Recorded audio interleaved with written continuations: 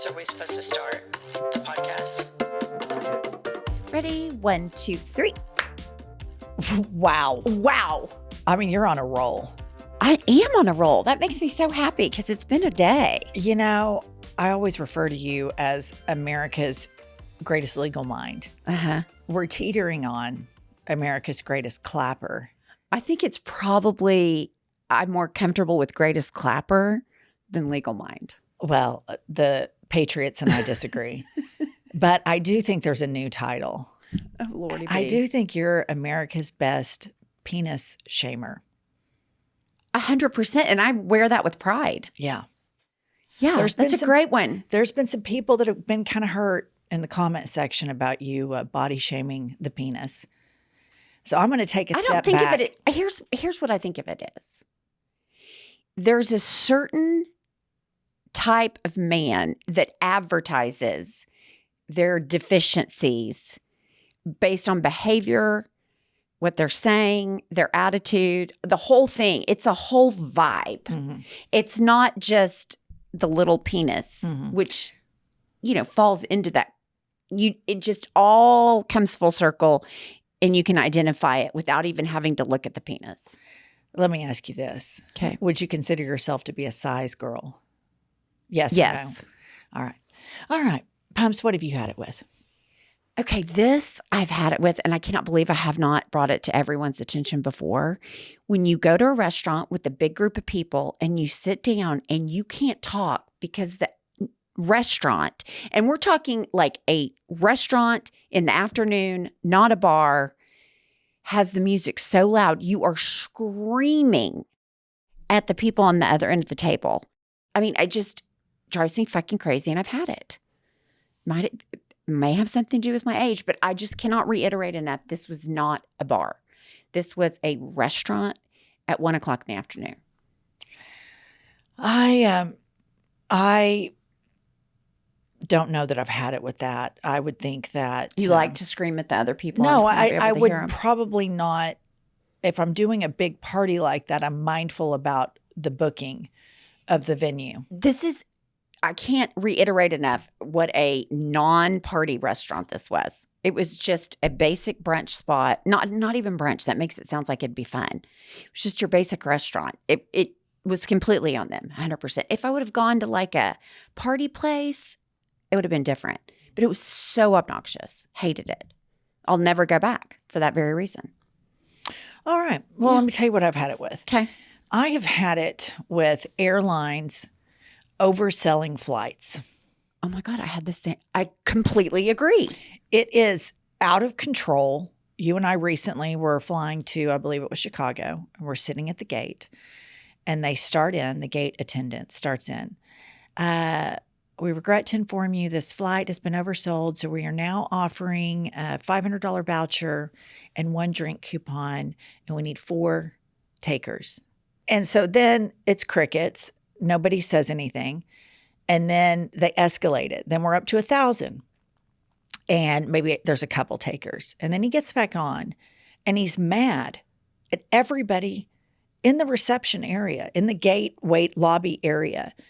And rather sassily, he says, we still have 2 remaining spots for this oversold flight. And we're now offering a $1,000 voucher and 3 drink coupons, and we will not depart until we have 2 volunteers. Right. Like we're the assholes. Like it's our problem.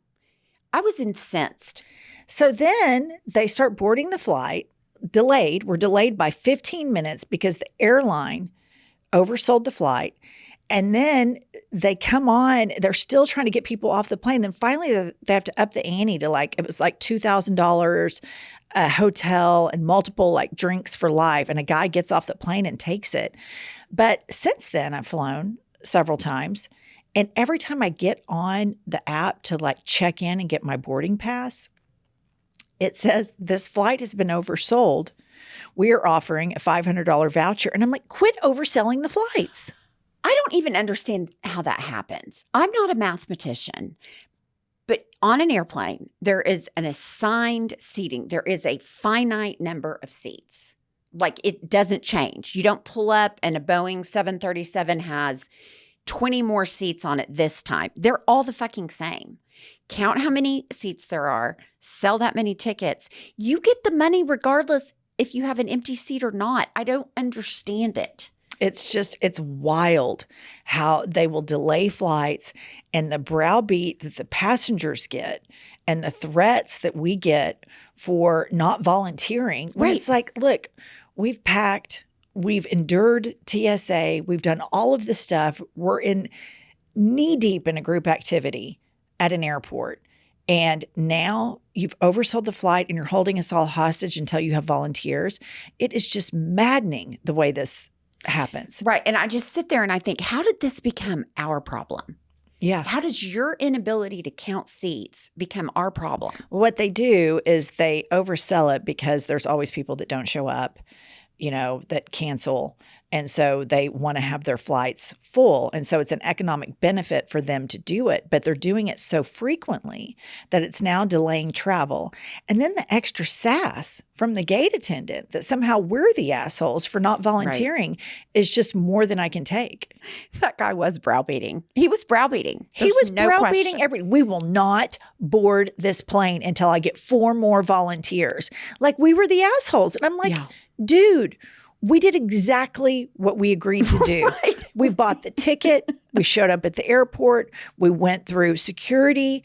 We bought some overpriced food and beverages, and now we're sitting at the gate. How we're in trouble here is beyond me. How did we get in trouble? It was unbelievable. That is. He made it sound like we were in trouble. He did. He made it sound like we were the assholes, and I was just like, this is a United Airlines problem. This isn't a Jennifer and Pumps problem. Right. And the more he came on, I'm like, I'm not giving up my seat. I'm not doing it. We have a place we have to be at a specific time. And they refusing to board the plane. They refused to board the plane. Yeah, it was bad. I've had it. Welcome to I've Had It. I'm Jennifer. I'm Angie. She is, as you know, all of the things. Before I kick it to Kiley, I want to tell you something that I don't know that I've shared with you yet, but my husband, Josh, has made a discovery. Goop. Oh, like the Gwyneth Paltrow deal? Yeah, lifestyle blog. Okay, how did So I'm in the shower the other day, and I have my side of the shower, and he has his side of the shower. And we each have these little niches where I have my products on his side. On his niche, he has his products. Josh always has the good shit, right? Always. So my facial scrub was out, and I hadn't ordered any new. So I looked over in his little area, and there's all these Goop bottles. And I'm like, Josh, did you discover Goop? He goes, oh, yeah. And I'm like, that's like like affluent white woman website where, you can get like shit to spray up your vagine and all sorts of stuff. And he was like, oh, I love it.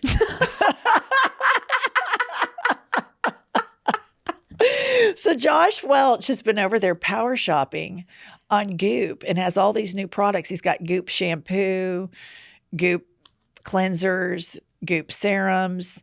Yeah. I'm just wondering how he found it. I mean, just what prompted? Probably like an internet thing. You're talking about a person that is like the typical consumer that people in PR firms talk about who they want to reach. Right. Josh is the number one candidate for all of those things. Like if we can just get our product in front of these people, they'll like it. Josh falls prey to all of that. All of the gimmicks, all of the stuff. He 100% falls prey to all of it. He's never satisfied with like, I found this lotion or this cleanser or this shampoo and I really like it. He's always wondering in the back of his head, I wonder if there's something better out there. There might just be something better. Yeah. I got to keep on it. Yeah, exactly. Oh, that's funny. All right, Kiley, what's going on the World Wide Web? I've got some reviews for you. This one is 5 stars, and it's called The Conservative Conversion. Oh. Her name is Caitlin, and she writes, Beautiful ladies and KB. Once upon a time, I grew up in a small town. You know the rest. You 3 have turned me. Snapped, crackled, and popped me, if you will. Plucked me from my southern hypocrite roots to a blossomed thinker. 5 stars for the perfect execution of effortlessly converting me. What a lovely comment. Wow. That's really nice. Wow. That's crazy. You're making a difference. Wow. That's I love wild. that. All right, this one is called Pity Listening. 5 stars. And they write, one day I accidentally stumbled upon this podcast and gave it a shot. I was about to dip out when I heard Jessica refer to listener. What a shocking revelation that was. The elderly lesbian and Jessica only have one listener. Obviously, out of extreme pity and guilt, I have to keep listening so that there are 2 of us. Single-handedly, I have increased their listenership by 100%. Time will tell if these old gals ever get any better. It's funny. It is. It's It is. funny. That's hilarious. I like it. Yeah. So a lot of people sometimes in the comment section will say, who's Jessica? Or her name is Jennifer. And so for those of you new listeners, the Jessica thing is when Kiley was playing voice memos, a woman dead serious is like, I've had it with XYZ and blah, blah, blah. And Pumps and Jessica, and she's dead serious, like totally got my name wrong. And of course, We love it. everybody just absolutely loved it. And so from that day forward, in the comment section, you'll see me referred to as Jessica. Ask Jessica. I saw some people fighting over that in the YouTube comment section. Someone was like, I'm so confused. Her name is Jennifer. Yeah. And someone goes, no, it's Jessica. Okay, I found an article of a study that's been circulating on Gen Z. Okay. And it showed that 26% of Gen Z applicants bring a parent to their job interview. That cannot be right. Would you ever hire somebody that brought a parent? Here's who I blame for that. The parents, I The know. parent. But I don't even know what to say about that. It is the parents' fault. That is unbelievable. That is 1 in 4. And of course, Oh gosh, no, it is 1 in 4. I wouldn't hire somebody who brought their parent to a job interview.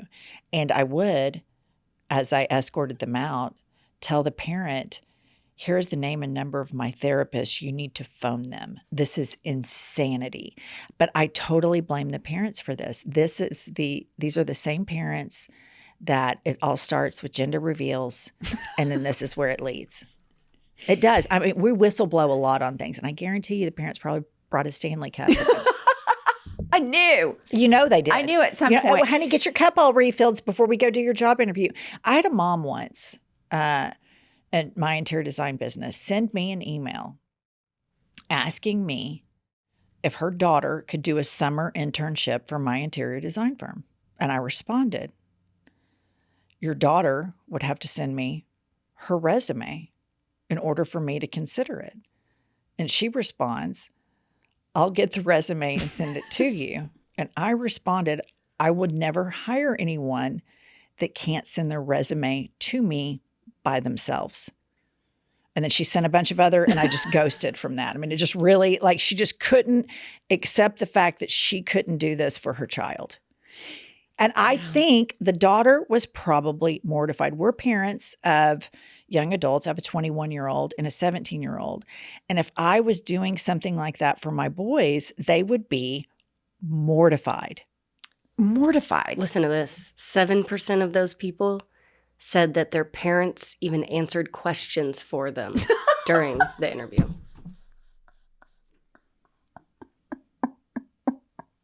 It's fucking wild. I can't wrap my head around that. I mean, I can't wrap my head around it. I get that your child's nervous, but you don't go with them. Like, you can't. And what employer? I want to know, out of the 27%, how many people got the job? I would almost have to say it's 0%. 0. Wouldn't you think? There's no possible way that you could hire somebody No. who brought their mom or dad with them to the job interview. It can't be done. You cannot do it. Now, the only exception to this, I would say, is if somebody was a minor, 16 years old, right, 17 years old. I still don't like it because I remember at 16 driving to a place, filling out an application, getting the job for minimum wage. I remember doing that stuff. That's the only one where I could be like, okay, well, maybe the parent was worried or wanted to meet the boss personally or something. I still think it's an overreach. I still think you shouldn't do that. But I think that's wild. But it doesn't surprise me one bit because this is the generation that has had to celebrate everything. Right. And the parents, I mean, we were feral growing up. We were absolutely feral. We ran around all the time. We had, no cell phones. It was so easy to skirt the system, tell your parents you were going here, you really went there. There was no tracking device. There was nothing. And I just think that the parents that don't let their kids leave the nest, or parents that over-involve themselves too much in their children's lives, I think it's really toxic. I just think there's a time when your children in late teenage years and then into their early 20s where you have to let them go out and make mistakes and feel the pain of being an adult. You cannot buffer them. It's part of growing up. And I mean, like, I've done my kids' homework. I mean, I'm not perfect on this count, but that is just mind-blowing to me. I remember, like, I had my pediatrician gave me his deal that says so-and-so's absent today. And so I'd send that for my kid, if they were just fucking off or whatever. And I remember a friend of my oldest's when they graduated high school, they went to college, and she called me randomly and asked if I could give her one of those for her son in college. I'm like, no. Is that crazy? I thought that was crazy for a parent to reach out to a college professor. It's like they're on their own. Don't you think that's weird? But then going to a job interview is like a level I don't even understand. But what are you doing giving your kids? That's what I'm saying. That's a part of the whole problem. I'm an offender, but even I have limits on that. Right. I mean, and I'm bad. So, I mean, for me to be shocked, it's shocking. Yeah. Yeah. I've always been with my kids, like, I don't promote skirting or enable it. Like, if you're supposed to be at school, you're supposed to be at school. Tough tits. I'm not helping you skirt the system. I want to prep you for adulthood. I'm a skirter with my kids. I'm an over mother. That's why I'm so shocked about this, because I would never think of that. Never.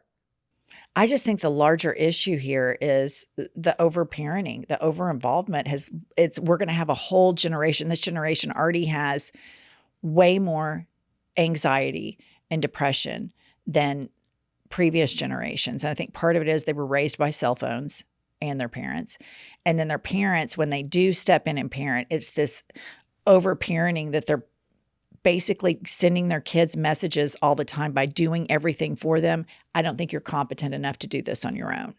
And I think that exacerbates this generation's anxiety. And I think it's just an abject failure in parenting and over-parenting once they hit an age where they can do a lot of things for themselves. And I think it really harms. I mean, you see the statistics of Gen Z and the mental health issues with anxiety. A lot of them have debilitating anxiety, ADD, all sorts of things that previous generations didn't have. And I think it's parents, they overdo it. I know for a fact that they overdo it because I'm copied on all of these group me's. Right. I know I am too. Where the moms are up there decorating locker rooms. When I was in high school, the cheerleading squad did that, or the pep club did that. But now you have parents who were up at the school making posters. And my mom was never at my high school. Never. My mom was never. So it doesn't surprise me one bit that the parents that are throwing all of these over-the-top birthday parties, gender reveal parties, up at the school as a homeroom mom, making the best, out baking, out cooking, out doing all that shit with everybody. It doesn't surprise me one bit that these parents are going to job interviews. It just doesn't surprise me. Yeah, I'm surprised. I'm just surprised. That just seems a bridge too far. All right. Well, let's get off of that. Today's guest is a very well-known face on American television, and she is the White House press secretary, and we are going to have her on. I've had it. Let's welcome Karine Jean-Pierre. Pumps, when we started podcasting, an online store was just unfathomable. It seemed overwhelming, but when listeners wanted merch, we didn't know where to turn. Thank goodness we found Shopify. Shopify is the global commerce platform that helps you sell at every stage of your business. Whether you're selling scented soap or offering outdoor gifts or podcast merch, Shopify helps you sell everywhere, from their all-in-one e-commerce platform to their in-person POS system. Wherever and whatever you're selling, Shopify's got you covered. Shopify powers 10% of all e-commerce in the U.S., and Shopify's the global force behind Allbirds, Rothy's, and Brooklinen, and millions of other entrepreneurs of every size across 175 countries. Listener, sign up for a $1 per month trial period at shopify.com/hadit. All lowercase. Go to shopify.com/hadit now to grow your business no matter what stage you're in. Shopify.com/hadit. Hey, I've Had It listeners. This episode is proudly brought to you by Lola V, an award-winning hair care line founded by the fabulous Jennifer Aniston. You know, hair so iconic it needs no introduction. Pumps, tell the listener about your journey with Lola V. I absolutely love their shampoo and conditioner. I really think it's the best conditioner I've ever used. You know, it's powered by cutting-edge Lola V bond technology and enriched with pomegranate sterols. This naturally derived ingredient outperforms traditional synthetic or animal-derived materials like lanolin, ensuring your hair stays smooth, manageable, and beautifully styled all day long. Unlock beautifully behaved hair with lolav.com. As our loyal listeners, you get an exclusive 15% off your entire order when you use code HADIT15 at checkout. That's 15% off your order at LOLAVIE.com with the promo code HADIT15. Please note you can only use one promo code per order and discounts can't be combined. After you purchase, they'll ask where you heard about them. Please support our show and tell them we sent you. Your hair will thank you.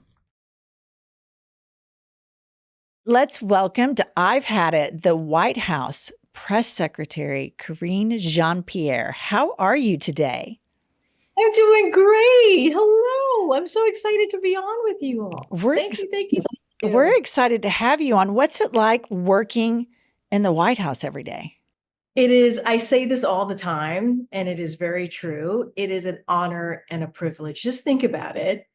I get to walk through the West Wing every day. My office is in the West Wing. If there's a door right behind me, if you open that door, you go to the right, you'll get to the briefing room. And right before you get to the briefing room, you see the Rose Garden. You go, that's the left part, pardon me. You go to the right, and literally the Oval Office is a stone throw away. Like the Oval Office is right there. So my office is in between the Oval Office and the press briefing room. And it has been explained to me is that my office connects the president to the press. It's like that connector. So just think about it. I get to sit in the West Wing as someone who is a Black woman, queer immigrant, who was told that I would never make it. I was a statistic and I would never, ever make it. And I get to be the spokesperson, the White House press secretary for the President of the United States. It is an honor and a privilege. And sometimes I get emotional just thinking about that, because in reality, what I was told is I was never supposed to be where I am today. And how great to work for an administration that cherishes voices like yours and sees it as an asset to their team to allow people from different spaces and different places to represent the country at large.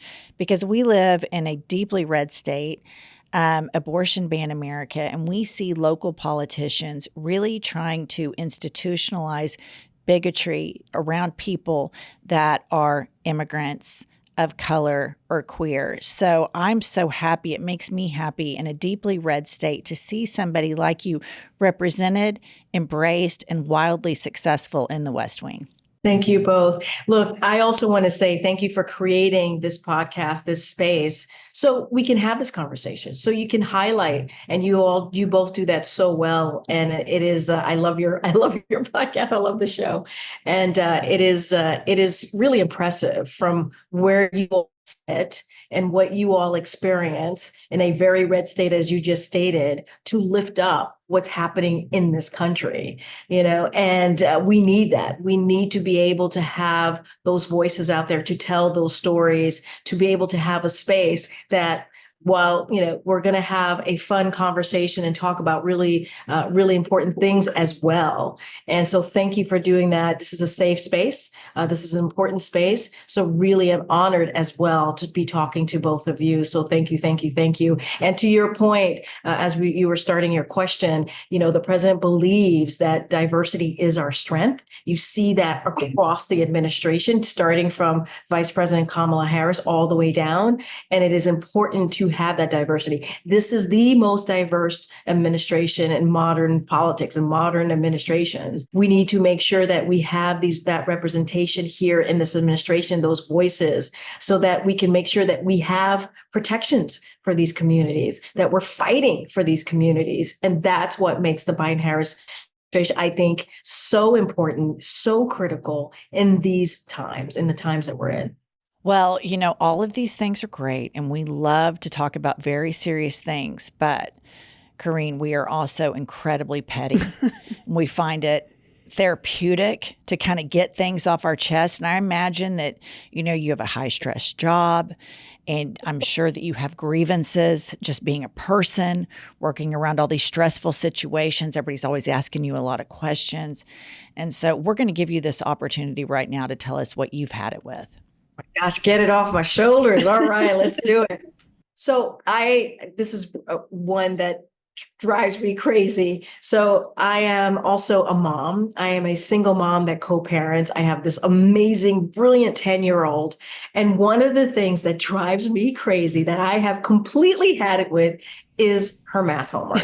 I don't understand this new math. I don't get it. Let me tell you, I was a pre-med major. I taught when I was in college, I tutored calculus 1, 2, and 3. I was pretty good at it.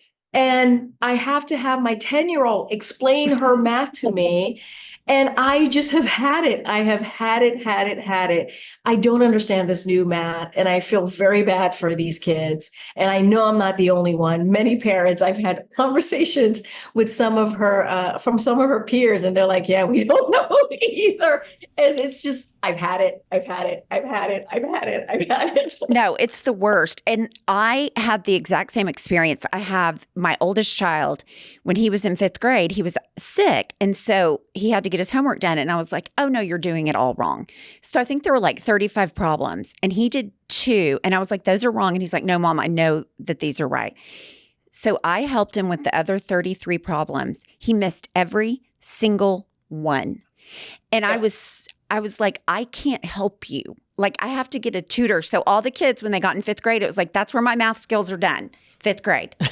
It totally is correct. And it's so funny because you see the math problem, you're like, oh, that's easy. Right. You just do and see. And then they're like, no, actually, you have to draw some circles. You got to connect the dots. You got to do this. And I'm like, but why are you doing that? The answer is this. This is it. You just go, whatever, division. You just do it this way and you get the answer. And there is a whole process. There is a whole different process to actually getting the answer. And so I'm like, okay.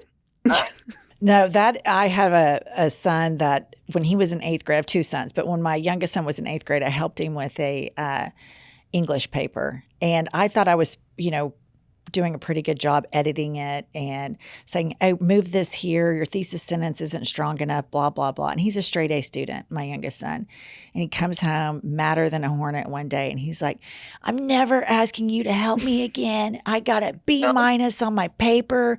You suck. And I'm like, oh God, I kind of do. That's so bad, Roman. I'm so sorry. Yeah, I've done that too. I wrote a paper like by myself, completely did my child's homework. I got a C-. I was like, I was an English minor. I have a law degree. I do a lot of writing, C-. And that was like in middle school.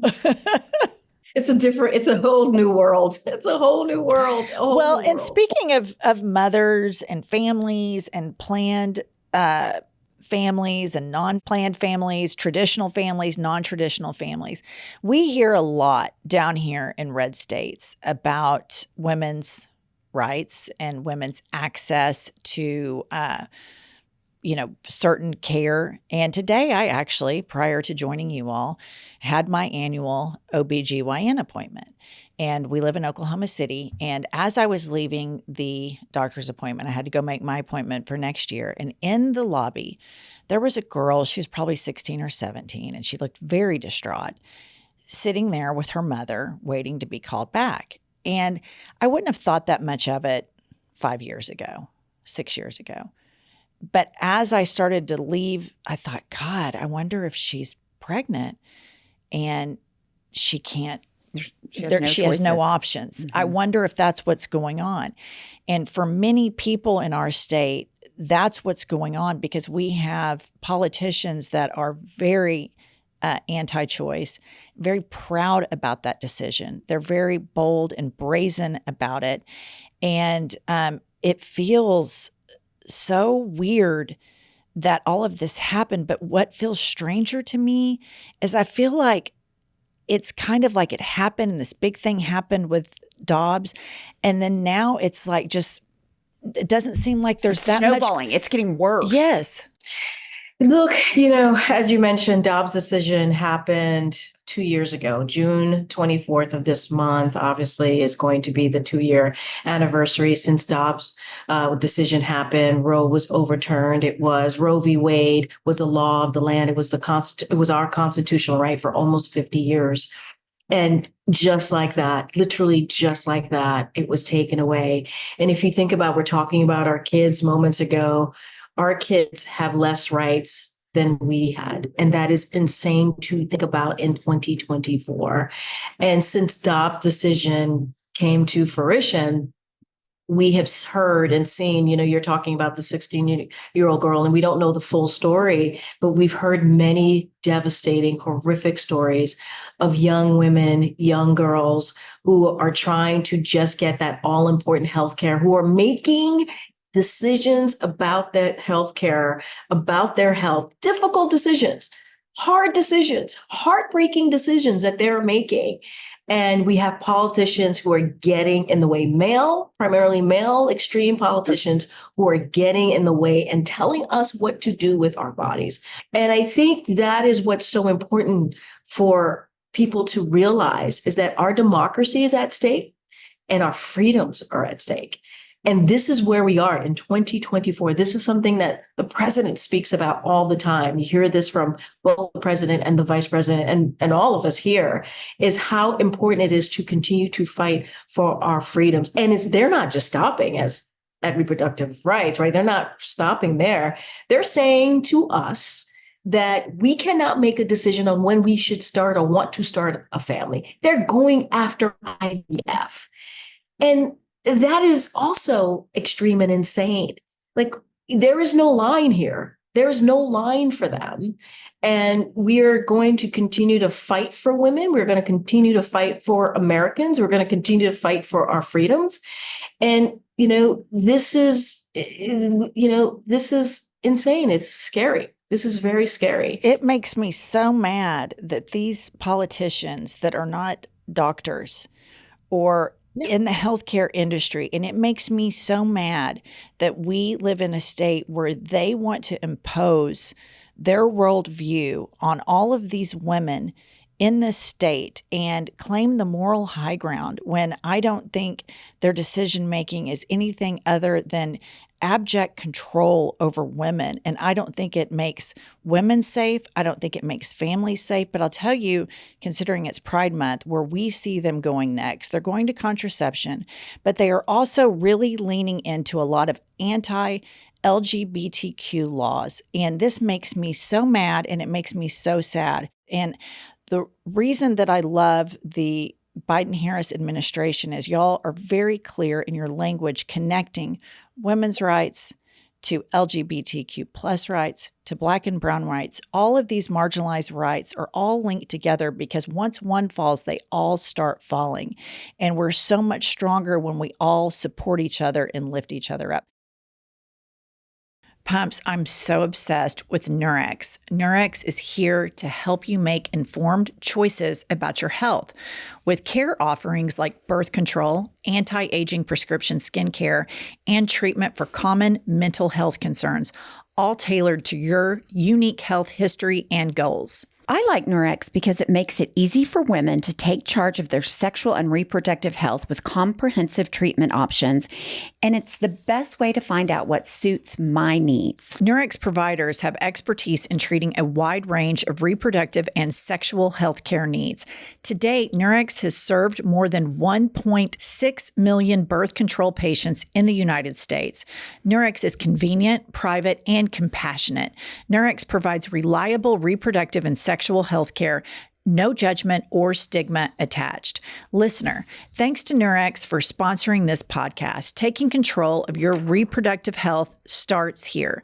Go to nurex.com/hadit to get started. That's NURX.com/hadit. Results may vary, not offered in every state. Medications prescribed only if clinically appropriate, consultation required. Pumps, some things in life are kind of low risk crapshoots. Like you're on Instagram and an ad pops up. There's a cute t-shirt. You think, okay, I'm going to order this. The quality comes in, it's crap. You've just lost a little bit of money. You move on with your life. But when it comes to picking a doctor, you cannot risk it being a crapshoot. That's why I personally use ZocDoc. ZocDoc helps you realize who is a specialist for maybe what area you need treated. You can find out which physician takes your insurance, who is close to your neighborhood so you don't have to drive very far, who doesn't have a month-long wait to get an appointment, and on and on. What I like about ZocDoc is that it will tell me what other patients have thought of this doctor. So I have real life patients giving real life reviews. I use ZocDoc and you should too, listeners. So stop putting off those doctor's appointments and go to ZocDoc.com/I've had it to find and instantly book top rated doctors today. That's ZocDoc.com/I've had it. ZocDoc.com/I've had it. I want to get some personal information on you. So you are a daughter of immigrants. I am. Openly gay. I am. How did that go down when you came out of the closet with your parents? Oh, wow. First of all, can I just say I have this, I want it to be like Happy Pride. Yes. Love it. Yes, Queen. Pride. Love it. Yes. So as you said, I come from my parents are immigrants. I am an immigrant and grew up incredibly conservative, went to Catholic school throughout my elementary and also high school, graduated from a Catholic high school. And when I was about 16 years old, I realized I always knew I was a little different. I always knew something didn't quite click or I didn't quite understand how to even talk about it. And when I was 16, I realized what it was. It's that I was gay, was that I liked women. And so I tried to explain that to my mom. She freaked out. It was very difficult for her. It was. It was really, really hard. And it was a journey. It took some time for her to get there. But I was always honest with her. I was always upfront with her. I never hid my life from her. And I think eventually she just came around. And I talk about this and very often, and I want to say it here because your podcast is so important. And I know many people watch. Look, we're celebrating Pride Month. We were just talking about how so many of these vulnerable communities are under attack, including the LGBTQ plus community. You see, we're talking about what we're seeing in states on reproductive health care for women. And what we're also seeing in states is how this community, the LGBTQ plus communities, is being attacked. Hundreds and hundreds of pieces of anti-LGBTQ legislation is continuously being introduced, and they're attacking the community. They're attacking the trans community. They're going after parents of trans kids. And it is devastating and hurtful to see. And it is a time that is incredibly scary for that community, a community that I obviously belong to.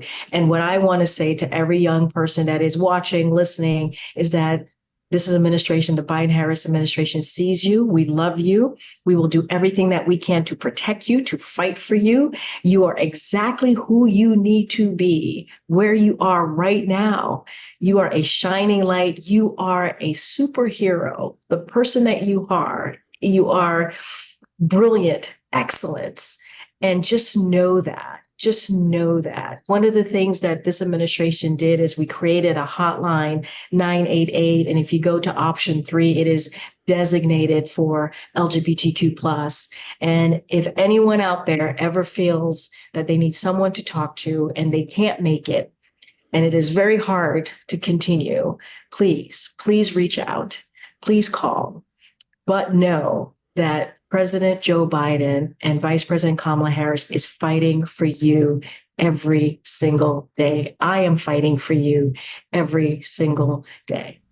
I think that is so important because we took our podcast on the road, and we would be in a city like Atlanta, and we have this kind of meet and greet at the end of our live shows. And there were always, at every venue, no matter where we were, some young queer kid or trans kid that drove 4 hours to come hug us and say thank you for supporting our community, because there are people in rural areas. And that's what I think a lot of voters need to realize, is that making legislation doesn't eradicate LGBTQ people.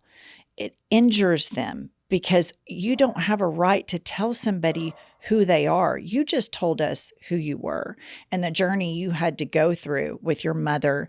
And I'm sure that there was a lot of pain, and you ebbed and flowed with that, but you finally came to a place where look at you now. I mean, and so it's an inspiration for people. And I think it's so important that people hear that message that live in these states where your government is bullying you, and you hear politicians with this fire and brimstone, just hate speech. It feels like when I hear these local politicians, they're so cruel about trans kids, and it's painful to watch. But all right, let's start playing a game with you. Yeah. Okay. We've kind of done this whole thing with you where we've gone serious, and then we try to be funny. And we go serious and we try to be funny. That's what we do all the time. Okay. All right, we're going to play a game with you called Had It or Hit It. Oh my God. Welcome to Had It or Hit It. I would hit it. Had it.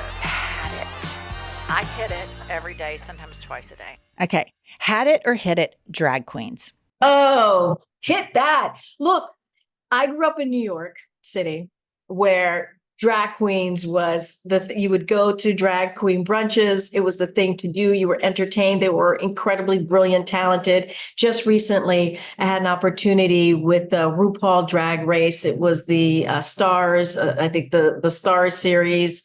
And it was for the 9th season. They were doing that same day, they were doing a premiere of their 9th season. And I got to go to the little gay pub. I got to see them all. It was 8 contestants, and they were fabulous, just fabulous, darling, just fabulous. They are. And it is sad, we're just talking about banning and what we see happening in conservative states going after drag queen shows, where it is something ridiculous. I'm so embarrassed for them that is what they go after. And some of the best guests, present company excluded, have been these drag queens that we've had on. And it is to me, all of those things make the world better. And if you don't like drag queens, don't go to a drag show. Don't go to the show. Don't go to the show. Yes. Don't go to the show. We've had it. I've had it with this. I always say these people that bitch about drag shows, they've never been, because they're so fun. You cannot have a bad time. It doesn't matter if you're depressed, feel bad, you walk out all smiles, having the best time ever. Yeah. And their whole thing is entertaining you to make you feel good and to have a good time. There's nothing not to love. It's fabulous. There's nothing like to love. Yeah. Okay, we've got one more, last one. Okay. Had it or hit it, counter congesters. And let me tell you what this is. So Yes, please do. Okay, you're waiting in line to order food. You've been in line. You have to order at a counter, maybe 15 or 20 minutes. You know, because you've been staring at the menu the whole time. You have your credit card out. You have everything out. But the person in front of you gets up there after they've been in line just as long as you have, and they say, "What's on the menu?" And they don't have their credit card ready, and they basically don't even know where they are. And it adds an additional 10 to 15 minutes to your day. And there's 20 people behind you and that person. You're kind of like, dude, what have you been doing? We've all been standing here for 20 minutes. The menu's gigantic right in front of you. Also happens at TSA. People aren't ready. They congest it. So let me tell you, I am that person. No. So I will tell you this. There's a couple of things. I have a lot of quirks. One of them is that, I'm always on my phone. So I'm always distracted. I have two phones. One's a work phone, one's a personal phone. And so I am that person that's like looking up, looking at the phone, looking up, looking at the phone. And then your time comes up and you're just kind of like, oh, wait, I don't know. Like you're just completely just so distracted. So there's that. And then I'm a vegetarian, but I am a picky vegetarian. So I look at the menu and I'm like, you're a nightmare. I don't know. Absolute nightmare. You are an absolute nightmare. I'd follow you anywhere, but not there. I know. I was picking up everything that you put down until you just threw out the picky vegetarian. I can only imagine what a nightmare you are to order with. I am a nightmare. And then I get to the front and then I've looked at the menu and then I'm like, well, you tell me, like, what would you recommend? What would you like? You're the subject of many of our grievances on this podcast. If you weren't so damn likable, we'd chew you out. Do you apologize to the person behind you? I'm so sorry. I do. I am that person. I said, I am so sorry. I am. I do have self-awareness. Hopefully I get points. Plus for that. Yes, for sure. Points for that. Well, we cannot thank you enough for joining us. This has been very insightful. And again, thank you on behalf of all of the people that live in red states that are open-minded and want to live in a free and fair and just society, for doing your job and representing marginalized people in the rural areas and in red cities. And so we just cannot thank you enough for joining us. It's been a real treat. It's been an honor and a privilege. It has been an honor and a privilege for sure. Honor and privilege. Thank you both. Thank you. Thank you. Thank you so much. Bye-bye. Bye. Well, I mean, she is incredibly impressive. I can't even tell you. I can even overlook that one massive snafu about being a picky vegetarian. I thought Josh Welch was a nightmare to order with. And I think the White House press secretary might be a miserable order companion, but I do think she would be a fabulous dinner guest. Here's the deal. I liked her so much, I would probably go to Chipotle with her. Let me ask you this. Would you go full veg with her? Yeah, I liked her that much. I mean, she's great. Yeah. And one thing that cannot be overstated is she's 6 days younger than you. Like, I thought she was 32. Right. 33. And I pull that up and I'm like, Kiley, oh my God. She's so, I mean, not old because I'm older, but she is so gorgeous. It's unbelievable that she's 49 years old. Absolutely gorgeous and incredibly impressive. Incredibly impressive. I kind of got teared up when she was saying directly to people, like, you matter. You're perfect. Here's the hotline number. I just was like, it's so important that that somebody from government say that, because as we've seen when we're on tour, we see these kids that have driven 4, 5, and 6 hours to see us, just to hug us, to tell them that we've made an impact in their lives by speaking in support of their community.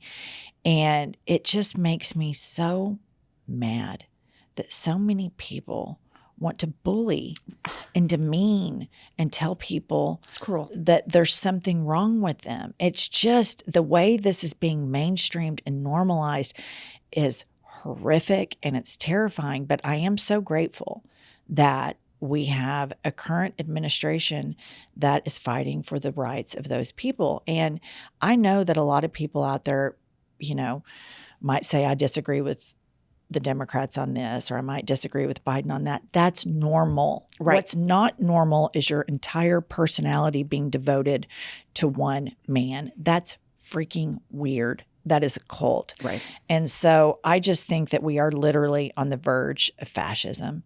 And I think that this Pride Month is a huge reminder to everybody the best way to show love and the best way to advocate being a good person, being a moral person, is when you get to the voting booths to vote for the most marginalized members of our society. And I'm looking at you, all of you Christians out there that follow your faith.